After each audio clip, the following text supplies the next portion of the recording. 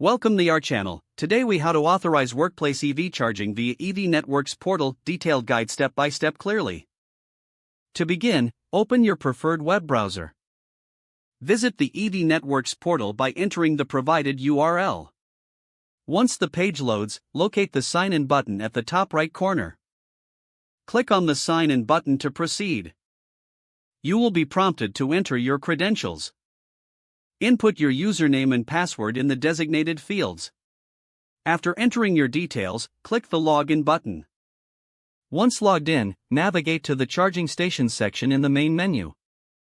Here, you will find a list of available charging stations. Select the workplace charging station you wish to authorize. Click on the station to view its detailed settings.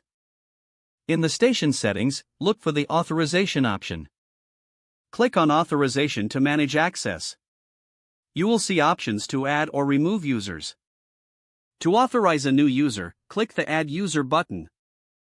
Enter the user's relevant details, such as their email address and vehicle information. Select the appropriate permissions for the user. Once you have filled in all required fields, click the Save button. To finalize the authorization, confirm the changes when prompted. You will receive a notification indicating that the user has been successfully authorized. If you need to revoke access, return to the Authorization section. Select the user you wish to remove. Click the Remove button next to their details.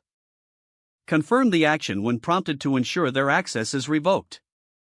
Once all changes are complete, log out of the portal for security. You have now successfully authorized workplace EV charging via the Evie Networks portal. If the page does not load, refresh the browser or try again in a private or incognito window. Make sure you are using the correct email address, then retype it carefully to avoid small typos. Don't forget to like this video and subscribe to our channel for more step-by-step tech guides.